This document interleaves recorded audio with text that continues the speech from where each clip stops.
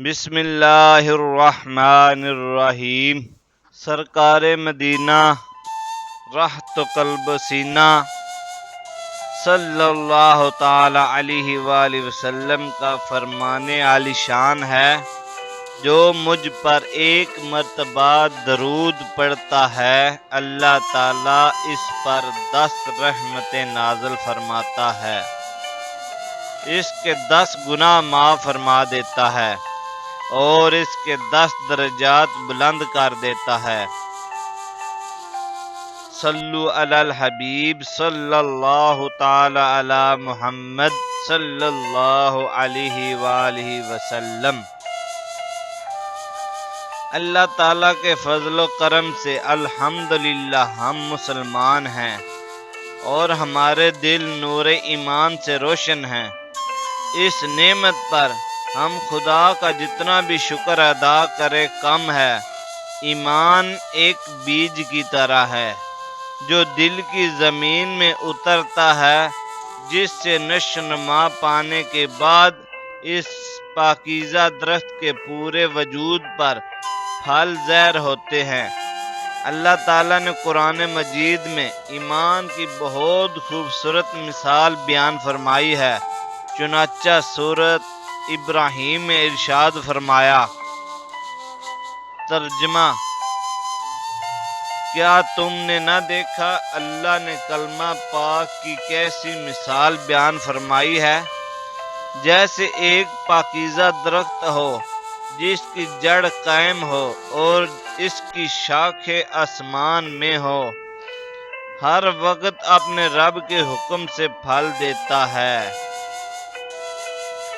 اس آیت میں فرمایا گیا کہ پاکیزہ کلمہ یعنی لا الہ الا اللہ محمد رسول اللہ کی مثال ایسی ہے جیسے ایک پاکیزہ درخت ہو جس کی جڑیں زمین کی گہرائی میں مضبوطی سے گڑی ہوئی ہے، جبکہ شاخیں آسمان تک پھیلی ہوئی ہیں، اور یہ درخت اپنے رب کے حکم سے ہر آن ہر لمحہ پھل دیتا ہے۔ بیج زمین میں بویا جاتا ہے جس سے اندر ہی اندر جڑیں بنتی ہیں، اور اس درخت کی شاخیں فضا میں پھیلی ہوتی ہیں، جس پر لگنے والے پھلوں سے ہم فائدہ اٹھاتے اور لطف اندوز ہوتے ہیں۔ یہ بڑی واضح سی بات ہے کہ جب کوئی بیج لگایا جائے تو اس کا مقصد پھل حاصل کرنا ہوتا ہے۔ بیج کا مقصد صرف زمین میں گاڑ کر بے پرواہ ہونا نہیں ہوتا کہ اب گلے یا سڑے، رہے یا نہ رہے، پھل دے یا نہ دے، ہمارا اس سے کوئی تعلق نہیں۔ ایسا ہرگز نہیں ہوتا، بلکہ اس لیے بیج لگایا جاتا ہے کہ اس سے فائدہ حاصل ہو۔ اس تفصیل کے بعد عرض ہے کہ ایمان کا کلمہ لا الہ الا اللہ محمد رسول اللہ پڑھ کر یعنی اللہ تعالیٰ کی وحدانیت اور رسول اکرم صلی اللہ تعالی علیہ وآلہ وسلم کی رسالت نبوت کا اقرار کرنے کی وجہ سے ہم مسلمان قرار پاتے ہیں۔ یہ ایمان کا بیج ہے جس کی جڑیں آیت مبارکہ کے مطابق دل میں ہے، لیکن اس کی شاخیں اپنی بلندی کے اعتبار سے آسمان کو پہنچی ہوئی ہیں۔ اب اس بیج سے کیسا پھل نکلے گا؟ تو یہ یہی سی بات ہے کہ جیسا بیج ہوتا ہے ویسا ہی اس کا پھل ہوتا ہے۔ آپ آم کا بیج لگا کر امرود کی تمنا نہیں کر سکتے، آپ سبزی کا بیج بو کر پھل کی تمنا نہیں کر سکتے، آپ کڑوی چیز کا بیج لگا کر میٹھی چیز کی تمنا نہیں کر سکتے۔ گویا جیسا بیج ویسا پھل۔ اب آیت کریمہ پر غور کریں کہ اللہ تعالیٰ نے ایمان کے بیج کے بارے میں فرمایا یعنی کلمہ طیبہ ایک پاکیزہ درخت کی طرح ہے۔ تو جس دل میں یہ بیج لگا ہوا ہے، کیا اس کے اعمال خبیث ہو چکے ہیں؟ کیونکہ اگر بیج پاکیزہ ہو اور خوشبو والا ہے تو پھر اس کے اوپر پھل بھی پاکیزہ اور خوشبو والا آنا چاہیے، لیکن اگر پھل کڑوا آ رہا ہے تو اس کا مطلب ہے کہ بیج میں کوئی خرابی آ چکی ہے۔ ہمارے دل میں کلمہ طیبہ ہے، معاذ اللہ کلمہ بد ذات خود تو خراب نہیں ہو سکتا، کلمہ طیبہ تو پاکیزہ کلمہ ہی ہے، وہ تو خدا تعالیٰ کی وحدانیت اور رسول کریم صلی اللہ تعالیٰ علیہ وآلہ وسلم کی رسالت پر ایمان کا نام ہے، اور یہ بیج تو طیب پاکیزہ ہی ہے، لیکن ہماری حقیقت حال کا علم تو پھل سے ہی ہوگا۔ جیسا پھل ہمارے عملی اخلاق وجود سے ظاہر ہوگا، اسی سے ہمارے دل کے بیج کی حالت، کیفیت یا حقیقت کا علم ہوگا۔ اگر ہمارا وجود ہر وقت اچھے اعمال کا پھل دے رہا ہے تو اس کا مطلب ہے کہ ہمارے دل کی گہرائیوں میں حقیقتاً پاکیزہ بیج لگا ہوا ہے، لیکن اگر ہمارے بدن سے ظاہر ہونے والے اعمال برے ہیں، مثلاً بد اخلاقی، ظلم، بد نگاہی، برے اعمال، گندی سوچ، غلط سننا اور غلط بولنا، تو ہمیں غور کرنا پڑے گا کہ ہمارے اندر بیج کون سا لگا ہوا ہے، یا بیج کے آگے کہاں خرابی شروع ہو رہی ہے، یا بیج کے ساتھ یہ کانٹے دار جھاڑیاں کیوں اگی ہوئی ہیں۔ ہمارا ایمان ہے کہ اسلام اللہ کا پسندیدہ دین ہے اور یہ بات یقیناً حق ہے، لیکن سوال یہ ہے کہ ہماری اپنی ذات کے اعتبار سے صرف اتنا کہہ دینا کافی ہے کہ اسلام پسندیدہ دین ہے اور میں مسلمان ہوں، کیونکہ اللہ تعالیٰ نے فرمایا کہ تمہارا صرف ایمان کا زبانی قرار کر لینا کافی نہیں، چنانچہ دو ٹوک الفاظ میں فرمایا۔ ترجمہ: کیا لوگوں نے یہ سمجھ رکھا ہے کہ انہیں صرف اتنی بات پر چھوڑ دیا جائے گا کہ وہ کہتے ہیں ہم ایمان لائے اور انہیں آزمایا نہیں جائے گا؟ یہ آیت مبارکہ بڑے واضح الفاظ میں بیان کرتی ہے کہ لوگوں کا صرف اتنا کہہ دینا ہم تو ایمان والے ہیں کی بنیاد پر چھوڑا نہیں جائے گا، بلکہ ان کا مختلف طرح سے امتحان لیا جائے گا۔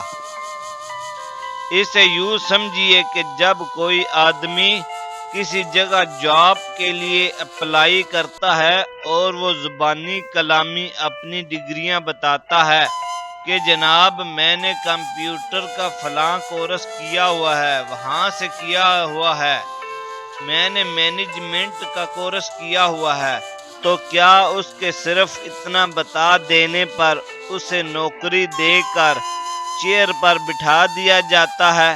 یقیناً نہیں، بلکہ سند وغیرہ دیکھی جاتی ہے اور صلاحیت کو جانچنے کے لیے اسے کچھ کام دیا جاتا ہے کہ آپ اسے کر کے دکھائیے۔ تو یوں معمولی نوکری کے لیے امیدوار کا امتحان لیا جاتا ہے۔ جب دنیا کی چھوٹی سی چھوٹی باتوں پر امتحان، معمولی سے دعوے کے جانچ پرکھ ہونا ہمارے مشاہدے میں ہے، تو پھر مومن ہونے کے دعوے پر یہ کیسے تصور کیا جا سکتا ہے کہ اتنا دعویٰ ہی کافی ہے اور بس اتنی بنیاد پر بلا حساب جنت میں بھیج دیا جائے گا؟ مگر قرآن نے بار بار فرمایا کہ تمہارا امتحان لیا جائے گا جیسے تم سے پہلے آنے والوں کا امتحان لیا گیا۔ قرآن مجید نے اس امتحان کی شدت یوں بیان فرمائی۔ ترجمہ: کیا تمہارا یہ گمان ہے کہ جنت میں داخل ہو جاؤ گے ابھی تو تم پر پہلے لوگوں جیسے حالات نہ آئے، انہیں سختی اور شدت پہنچی اور انہیں زور سے ہلا ڈالا گیا، یہاں تک کہ رسول اور اس کے ساتھ ایمان والے کہہ اٹھے اللہ کی مدد کب آئے گی؟ سن لو، بے شک اللہ کی مدد قریب ہے۔ اور بخاری شریف میں روایت ہے کہ حضرت خباب بن ارات رضی اللہ تعالی عنہ نے فرمایا کہ نبی کریم صلی اللہ تعالی علیہ وآلہ وسلم خانہ کعبہ کے سائے میں اپنی چادر مبارک سے تکیہ لگائے ہوئے تشریف فرما تھے۔ ہم نے حضور اقدس صلی اللہ تعالی علیہ وآلہ وسلم سے عرض کیا، یا رسول اللہ صلی اللہ علیہ وآلہ وسلم، ہمارے لیے دعا کیوں نہیں فرماتے؟ ہماری کیوں مدد نہیں کرتے؟ ارشاد فرمایا، تم سے پہلے لوگ گرفتار کیے جاتے تھے، زمین میں گڑھا کھود کر اس میں دنسا دیے جاتے تھے، آرے سے چیر کر دو ٹکڑے کر ڈالے جاتے تھے اور لوہے کی کنگھیوں سے ان کے گوشت نوچے جاتے تھے، لیکن ان میں سے کوئی مصیبت انہیں ان کے دین سے روک نہ سکتی تھی۔ ہمارا ایمان اور دعویٰ ہے کہ خدا کی بارگاہ میں ہمارا دین اسلام پسندیدہ ہونے کے ساتھ دین کاملہ بھی ہے۔ کامل سے مراد ایسا دین ہے کہ جو زندگی کے تمام معاملات میں اچھی تعلیم دے اور زندگی کے ہر موڑ اور ہر موقع پر رہنما بنے۔ لہذا وہ دین کبھی کامل نہیں ہو سکتا جو عقیدے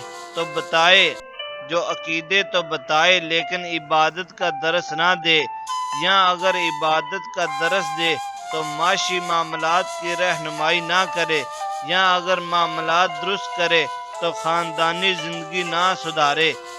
ایسی کسی بھی کمی کا شکار دین کامل نہیں ہو سکتا۔ اگر کوئی شخص اسلام قبول نہیں کرتا تو یہ اس کا مسئلہ ہے، لیکن جب کوئی مسلمان ہو جائے تو اب یہ نہیں ہو سکتا کہ دین اس کی مرضی کے مطابق چلے، کہ کچھ احکامات تو وہ مان لے اور جہاں جس مسئلے پر دل راضی نہ ہو اسے چھوڑ دے۔ ایسا ہرگز نہیں ہو سکتا۔ اس کی عام سی مثال یہ ہے کہ جب ہم کسی ادارے میں جاب کے لیے جانا چاہتے ہیں تو یہ ہماری مرضی ہے کہ ہم ادارے میں جائیں یا نہ جائیں، لیکن جب چلے گئے اور جاب کرنے لگے تو اب صورت وہاں کے قوانین پر عمل کرنا پڑے گا۔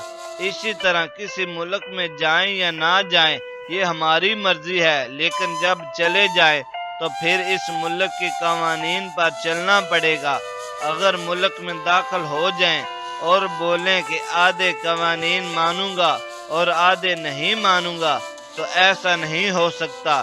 کچھ اس قسم کا یا اس سے بڑھ کر معاملہ اسلام کا ہے کہ اللہ تعالیٰ نے مسلمان ہونے والوں کو اپنے آخری نبی صلی اللہ تعالی علیہ وآلہ وسلم کے ذریعے قرآن عطا فرمایا۔ اس کتاب میں اللہ تعالیٰ نے عقائد، عبادت، اخلاق، حلال حرام اور عبادت زندگی اور آداب زندگی کی ہدایت دی ہے۔ اب اس کے ساتھ یہ فرما دیا، ترجمہ: تو کیا تم اللہ کے بعد احکامات کو مانتے ہو اور بعد سے انکار کرتے ہو؟ تو جو تم میں سے ایسا کرے اس کا بدلہ دنیاوی زندگی میں ذلت اور رسوائی کے سوا اور کیا ہے، اور قیامت کے دن انہیں شدید ترین عذاب کی طرف لوٹایا جائے گا، اور اللہ تعالیٰ تمہارے اعمال سے بے خبر نہیں۔ یعنی ایسا نہیں ہو سکتا کہ کوئی مسلمان بعد اسلامی احکامات ماننے اور بعد نہ مانے۔ جو یہ کرے گا تو وہ دنیا میں رسوائی اور آخرت میں سزا کا مستحق ہوگا۔